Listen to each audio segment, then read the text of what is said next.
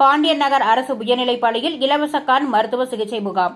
திருப்பூர் மாவட்டம் பார்வை இழப்பு தடுப்பு சங்கம், திருப்பூர் மாவட்ட டூரிஸ்ட் வேன், கார், ஆட்டோ ஓட்டுநர்கள் உரிமையாளர்கள் சங்கம் மற்றும் திருப்பூர் தி ஐ பவுண்டேஷன் இணைந்து நடத்திய மாபெரும் இலவச கண் சிகிச்சை மருத்துவ முகாம் பாண்டியன் நகர் அரசு உயர்நிலைப் பள்ளியில் நடைபெற்றது.